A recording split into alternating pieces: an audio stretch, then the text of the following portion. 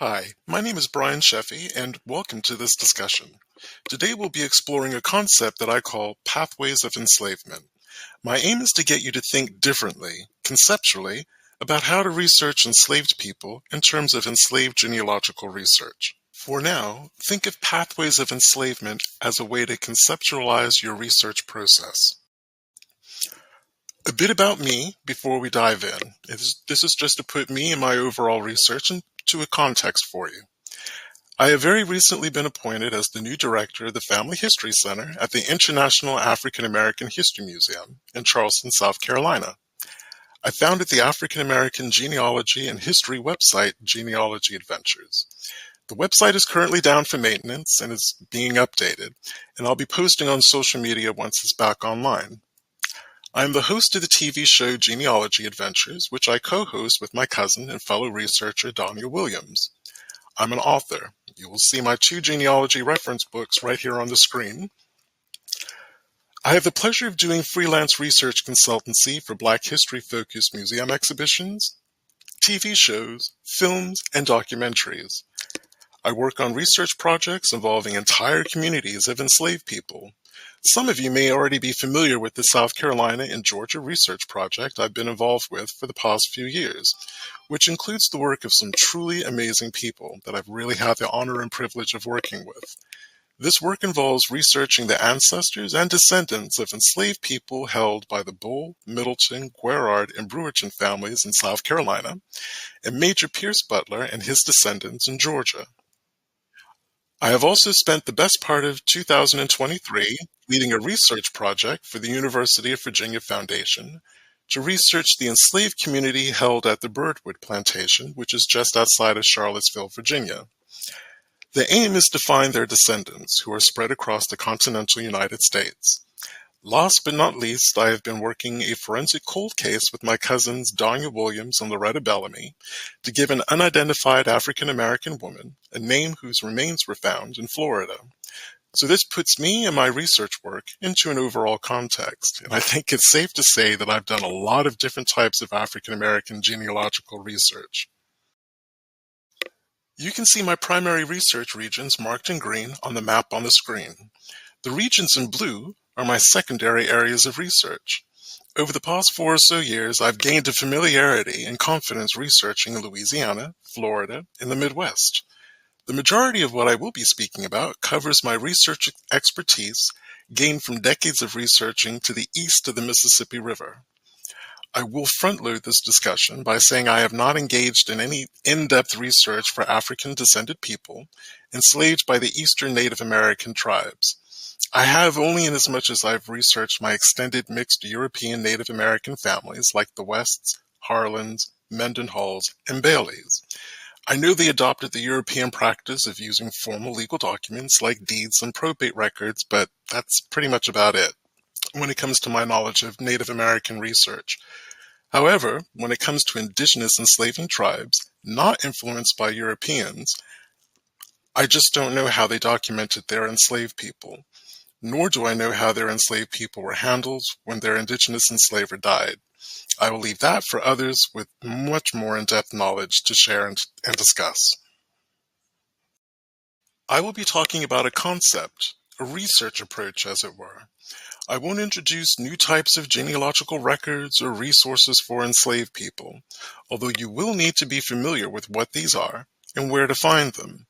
All I've done is coin what I hope is a self-describing phrase to describe a concept.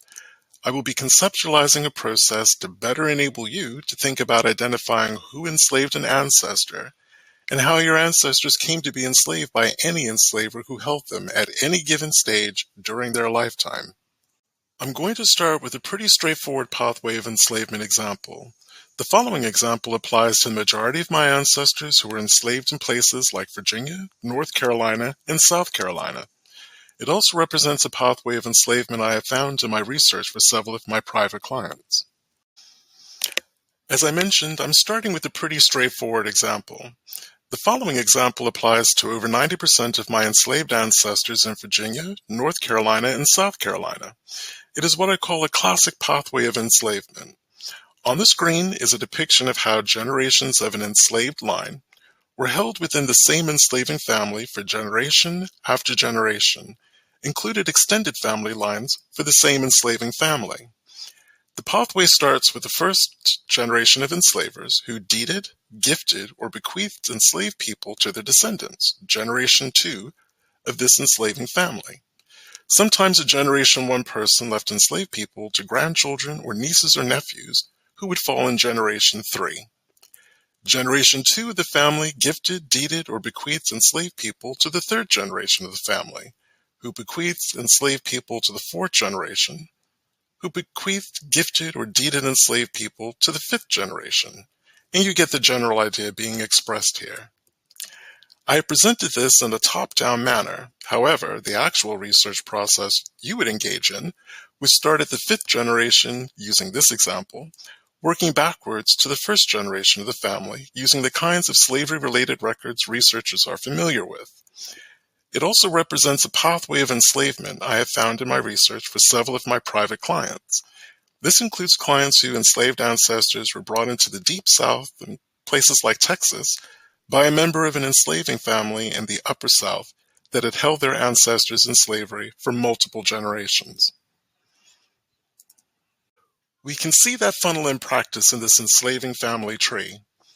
You see a stripped-down tree depicting the enslaving families who held the ancestors of the 440 enslaved people sold during the 1859 Savannah, Georgia Weeping Time sale, as well as enslaved people held by the Butler family in Georgia who remained on Butler Island.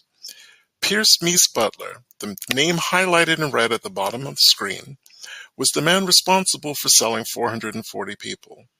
Some of the ancestors of those who were sold, as well as the roughly 400 people who were not sold, have been traced back to the slave importer and large-scale enslaver, Captain John Bull, and his wife Mary, in South Carolina.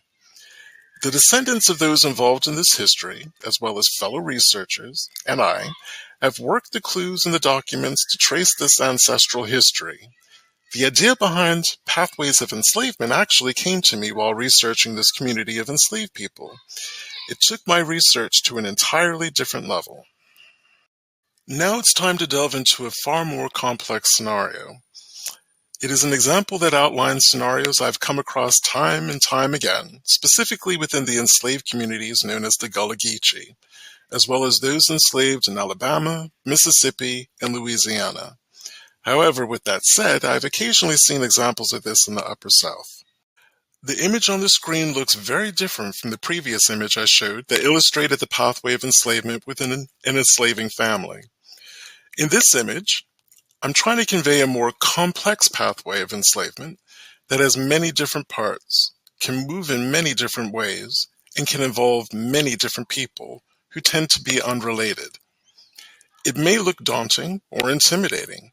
Hopefully, by the end of this discussion, you'll have a confidence to tackle a scenario like this one. And if what I'm about to share with you sounds like a process chart, well, it kind of is. And that's a great way to think about this concept.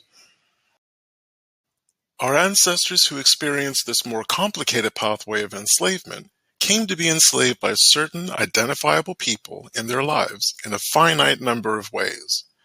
Understanding who enslaved them at a specific point during their lifetime, identifying the who in terms of an enslaver in a specific part of the pathway, leads to understanding how our ancestors became enslaved by specific individuals during their lifetime, from their birth to their death. Understanding this point, knowing who enslaved an ancestor and when they enslaved that ancestor, narrows down where we need to look for records to document our enslaved ancestors' lives. How did an enslaver come to enslave an ancestor? What happened to that ancestor? Did they remain with that person's family? Or did they come to be enslaved by someone else, enslaved by someone unrelated to their former enslaver?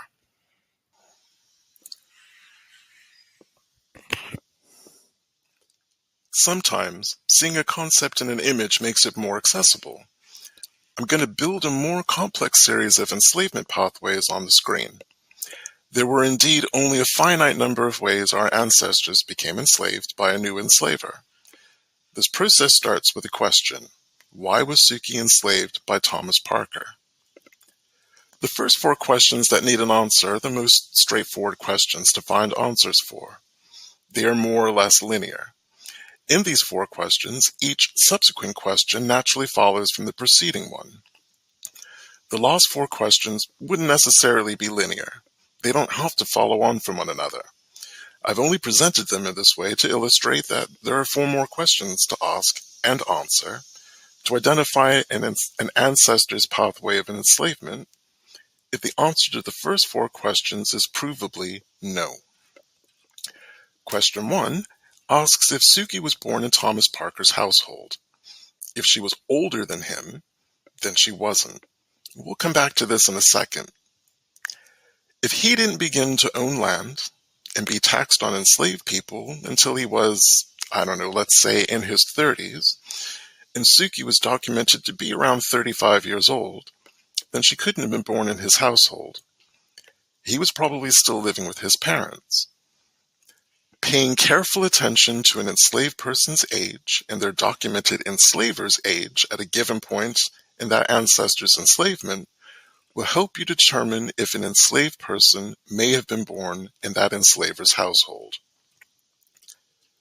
If Suki was a teenager, on the other hand, there is a 50-50 chance she could have been born in Thomas's household, or he may have bought her from a third party, and that's something that would require more research. Question 2. If Suki wasn't born in Thomas's household, was she born in his parents' household? You must look at the slavery-related documents for both of Thomas's parents. Remember that wives had their own enslaved people. Their husbands may have managed those enslaved people. However, legally, they were the wife's property. Now, let's say that Suki was born in 1805. Thomas was born in 1849, and his parents were born in the early 1820s. Well, Suki wouldn't have been born in his parents' household or Thomas's household. If she had been held within the family from birth, she would have been born in Thomas's grandparents' household. Now that means researching slavery-related records for Thomas's 4 grandparents, 2 maternal, 2 paternal. Question 3. In one scenario, let's say we find Suki in Thomas's maternal grandparents' household. In this example, she was identified in a dated slave list made by his mother's father.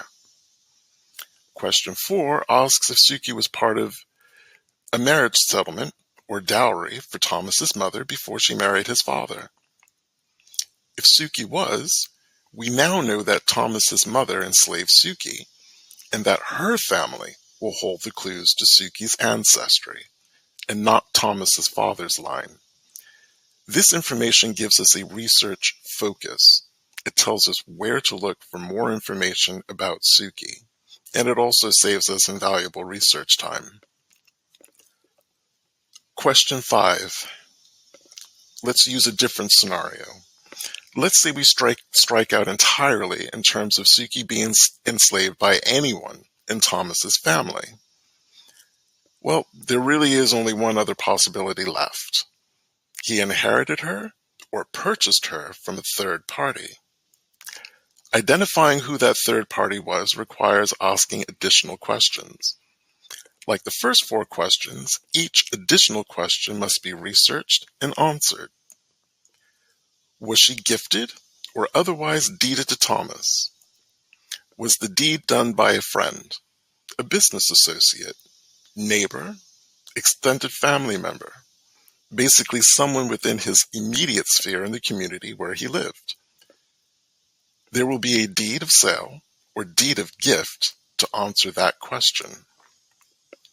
Now with question 6, if the answer to question 5 is no, you might ask whether Thomas purchased Suki from another enslaver. Again, there will be a deed to answer this question if this was the case. The next 2 questions. If the answer to question 6 is no, you may ask if she was purchased from a slave trader, or at a public auction, or from a sheriff or estate sale. The best source of information about slave traders public auctions, sheriff sales, and estate sales as contemporary newspaper advertisements.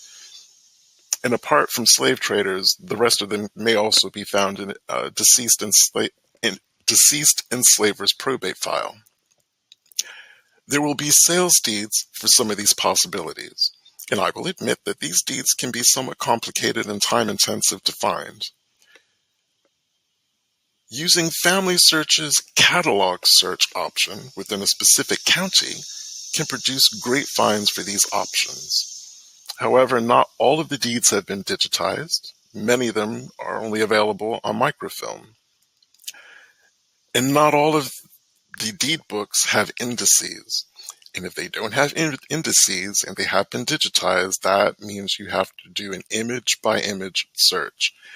And I'm going to admit that can be time-intensive and maybe something you want to save literally for a rainy day to do that kind of research. The blue-green star shape at the lower left-hand side of the screen offers some specific research considerations that add a layer of complexity. Now, these aren't questions. They're just considerations that you may actually come across in your research process. You may have to pursue additional research avenues if any of these enslavement issues arise by answering any of the 8 questions above and finding evidence for them in your research. Now, staying with some examples of Thomas Parker and Suki, let's consider another scenario. Let's say that Thomas Parker was a minor child when he became an orphan and inherited Suki. As a minor, he couldn't conduct legal business himself. His court-appointed or court-approved legal guardian would conduct business for him. The probate records for Thomas's lost surviving parent will name his guardian.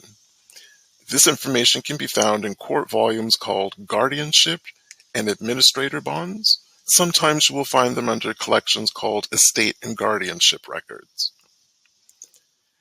Guardians had the legal power to hire enslaved people out to a named third party to provide an income for the minor or settle the deceased person's estate debts. Guardians would have provided accounts to the court for a deceased enslaver's estate and a minor's legal accounts for hiring a minor's enslaved people out to a third party. And the enslaved were often named in these documents. If the debts for a deceased parent's estates were too large to settle through estate-related income, the guardian or the estate administrator, or both, would sell enslaved people at an auction. These auctions could be held privately or publicly through a county sheriff sale. And this information can be found in the deceased parent's probate file and court account books. Now, another consideration for us to think about. It was illegal to import slaves into the United States after the 1st of January, 1808. This led to the transportation of enslaved people from the Upper South to the Lower South. Domestic slave ship transportation manifests exist that document this trade. They cover the transportation of enslaved people from the southeastern seaboard, as well as transportation down the Mississippi River. Databases like slavevoyages.org, as well as Family Searches, and I believe it's also an Ancestry, Louisiana, New Orleans, slave manifests of coastwise vessels, 1807 to 1860.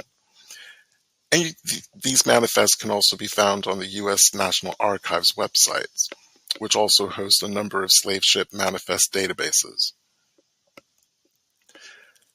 Lastly, some enslavers either insured or mortgaged their enslaved people. If the enslaver defaulted on their mortgage payment, the enslaved people who were mortgaged were typically sold.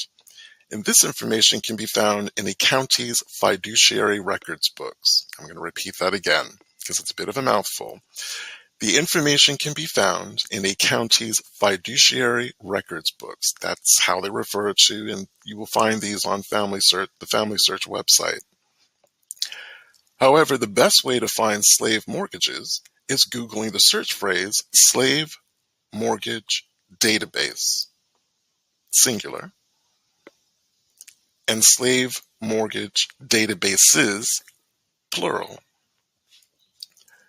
The best way to find slave insurance policies is by Googling the search phrase Slavery Era Insurance Registry. There are numerous insurance-related databases for this across the United States, including one that I found I'd never considered and was just kind of amazed to see, the California Slavery Era Insurance Databases. And again, these can produce just invaluable finds for your ancestry. Let's take a look at a real-world example from my own research practice. This is based on a client research project. I was researching a client's ancestor on Sandy Island and Waccamaw in Georgetown County, South Carolina, who had a very distinctive name, Flavia. From the 1880 and 1870 censuses, I knew that her mother was named Nancy, one of the worst names you can imagine trying to research in slavery-related records. Nancy was a very common name, and it could have appeared with numerous variations: Nan, Nanny, and Nance, just to name a few. I was prepared for any of these name variations in the enslaving records I knew I needed to access. The universe was kind to me. Nancy's name appeared with Flavia's name in numerous slavery-related documents. But before I get into that, it's worth mentioning cultures of enslavement. The culture of enslavement didn't just differ from colony to colony or from state to state. One example of an enslaving cultural difference involves the age when ancestors began to force or encourage their enslaved people to start having children. Understanding this can help a researcher determine if it was feasible for an enslaved girl to start having children at 14 years old or not, in order to identify a possible mother for an enslaved ancestor. Another example would be if an enslaver preferred an enslaved couple to be together for most of their lives, or if they had to be with multiple partners. This understanding can help a researcher determine if an enslaved man named Scipio had children by 3 or 4 different women on a plantation, or if we're looking at more than one man named Scipio within an enslaved community. Understanding an enslaver's cultural practice on their property, paired with critical thinking and careful observation, can lead to important research breakthroughs. Cultures of enslavement also differed from one region of a state to another. In what is known as the Old 96th District in the northwestern part of South Carolina, enslavers tended to live on the same property with their enslaved people. They filed their legal papers in the county where they lived for the most part. Not so on South Carolina's eastern coast. Not all, but many of the enslavers were absentee enslavers who lived in larger cities like Charleston. They left the day-to-day operations of their plantation to an overseer and a driver who was an enslaved person who acted like a work boss. An enslaver who had plantations in Georgetown, Berkeley, or counties near Charleston probably spent most of their lives in Charleston. Unsurprisingly, they filed their legal papers in Charleston, and not the county where they had their plantations. If there was a lawsuit involving an enslaver's heirs, which may involve the dispersal of enslaved people who were bequeathed to their children, it would also occur in the city where their heirs lived, and not the county where the plantation was located. Knowing the culture of enslavement where your ancestors were held will guide you to where you need to find the enslaver's business and legal papers. In Edgefield, it's relatively straightforward to determine if a formerly enslaved ancestor lived on land owned by their former enslaver. That can be determined by looking at the 1870 census and seeing if our freedmen ancestors rented or owned the land on which they lived. If they rented, the landowner was typically the first white family listed above them in the 1870 census. Freedmen labor contracts tend to seal the deal by identifying that last enslaving family. This approach does not work in a region with large-scale absentee enslavers who are absentee landowners. No white families were living anywhere near Nancy and Flavia in 1870. I had to find a different approach to identifying their lost enslaver. The freedmen's labor contracts came to the rescue. Both women had placed their mark next to their names on an 1867 freedmen's record with Dr. Allard Bellin Flagg to work on his oak lawn plantation on Sandy Island. What you see on the screen is the last page of that contract. The red arrows mark Nancy and Flavia's names. In truth, I found them due to Flavia's very distinctive name. Allard Bellin Flagg was the last stage in their pathway of an enslavement. He was their anchor point. I worked through the first 4 questions I showed you in that outline question process chart to determine if both women had always been held by his family. I found them again in the second labor contract, which was a great find. This led to finding additional documents that I will talk about in a moment. You can see these additional documents referenced on the screen. This was Nancy and Flavia's second contract with Allard Bellin Flagg, and this one was dated June 1865.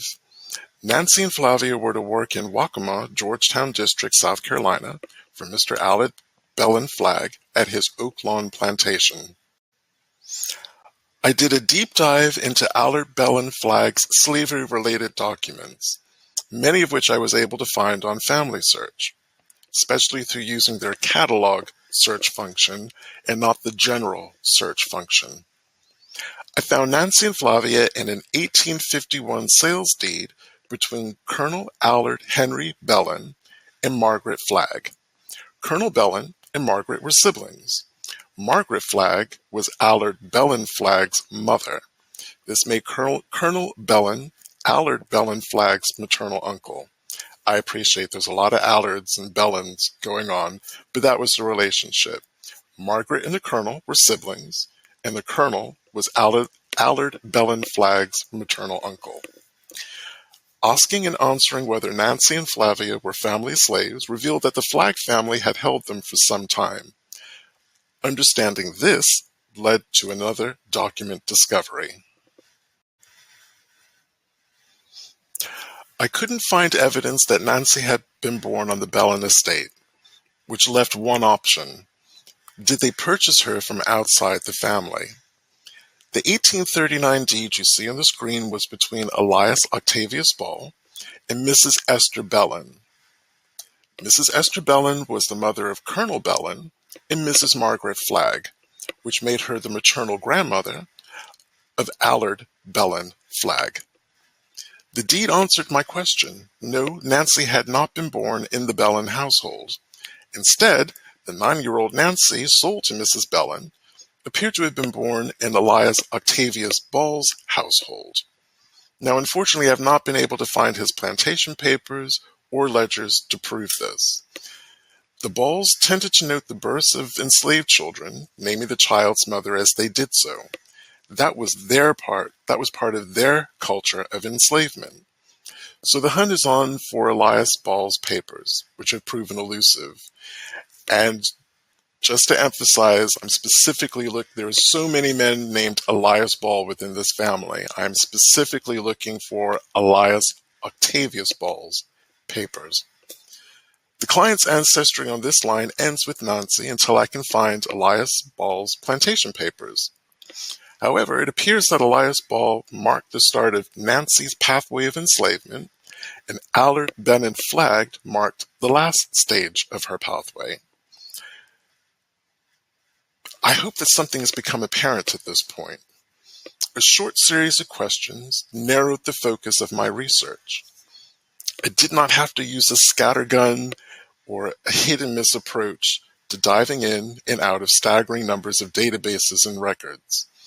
Each question led me to specific databases for records. These records identified specific enslavers to research in order to find the research answers that I needed. Yes, Nancy is an end-of-line ancestor. For now.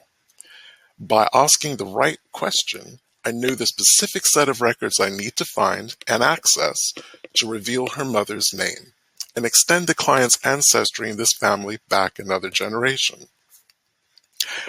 So for instance, I don't have to contact an archive and ask if they have any Ball family-related slavery documents. That would be an enormous request for any archive to fulfill. Instead, I can ask an archive if it holds any slavery-related documents for Elias Octavius Ball. I can make that request more specific. I can ask that archive if it holds slave lists, plantation ledgers, daybooks, or similar documents. That is a request that is much more likely to receive a reply. I hope you found this discussion not only informative, but also helpful and practical.